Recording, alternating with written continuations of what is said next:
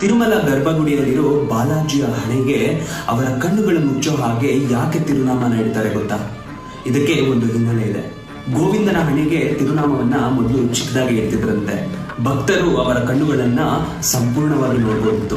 ಆದ್ರೆ ತಿರುಮಲದ ಅಧಿಕಾರಿಗಳು ಅಥವಾ ಭಕ್ತರು ಅವರ ಮುಂದೆ ಬಂದು ನಿಂತ್ಕೊಂಡಾಗ ಅವರ ಚಿಕ್ಕ ಚಿಕ್ಕ ಪಾಪಗಳಿಗೂ ದೊಡ್ಡ ದೊಡ್ಡ ಶಿಕ್ಷೆಗಳನ್ನ ಸ್ವಾಮಿ ಕೊಡ್ತಿದ್ರಂತೆ. ಇದನ್ನ ಕೇಳಿ ತುಂಬಾ ಜನ ಸ್ವಾಮಿಯ ಮುಂದೆ ಹೋಗಕ್ಕೆ ಹೆದರುತ್ತಿದ್ರಂತೆ. ಇದಕ್ಕೆ ತಿರುಮಲದ ಅರ್ಚಕ ವೃಂದದವರು ಒಂದು ಉಪಾಯನ ಹುಡುಕ್ತಾರೆ. ಏನಂದ್ರೆ, ಸ್ವಾಮಿಯ ತಿರುನಾಮವನ್ನು ತಯಾರು ಮಾಡುವಾಗ ಅದರಲ್ಲಿ ಪಂಚಕರ್ಪೂರನ ಸೇರಿಸಿ ಅದನ್ನ ಸ್ವಾಮಿಯ ಹಣೆಗೆ ಇಡುವಾಗ ಅವರ ಕಣ್ಣುಗಳು ಸೇರಿಸಿ ಅರ್ಚಕರು ಮುಚ್ಚಿಬಿಡ್ತಾರೆ, ಗೋವಿಂದನ ಆಗ್ರಹನ ಕಮ್ಮಿ ಮಾಡೋದಕ್ಕೆ. ಆದ್ರೆ ಯಾವಾಗ್ಲೂ ವೆಂಕಟೇಶ್ವರ ಸ್ವಾಮಿಯ ಕಣ್ಣುಗಳನ್ನ ನಾಮದಿಂದ ಮುಚ್ಚಿಬಿಟ್ರೆ ಅವರು ಕ್ರೋಧಿತರಾಗ್ತಾರೆ ಅಂತ ಹೇಳಿ ಅದಕ್ಕೆ ವಾರದಲ್ಲಿ ಒಂದ್ಸರಿ ಮಾತ್ರ ಚಿಕ್ಕದಾಗಿ ನಾಮವನ್ನು ಇಟ್ಟು ಸ್ವಾಮಿಯ ಕಣ್ಣುಗಳು ಕಾಣೋ ಹಾಗೆ ದರ್ಶನ ಕೊಡ್ತಾರೆ. ಕಣ್ಣುಗಳಷ್ಟೇ ಅಲ್ಲ, ವೆಂಕಟೇಶ್ವರ ಸ್ವಾಮಿಯ ಅಲಂಕಾರವನ್ನೆಲ್ಲ ತೆಗೆದು ಅವರ ನಿಜ ರೂಪ ದರ್ಶನ ಸಿಗೋ ತರ ಮಾಡ್ತಾರೆ. ಆ ವಾರ ಯಾವ್ದು ಅಂತ ತಿಳ್ಕೊಬೇಕಾ? ಹಾಗಾದ್ರೆ ಗೋವಿಂದ ಗೋವಿಂದ ಅಂತ ಕಮೆಂಟ್ ಮಾಡಿ. ಇನ್ನ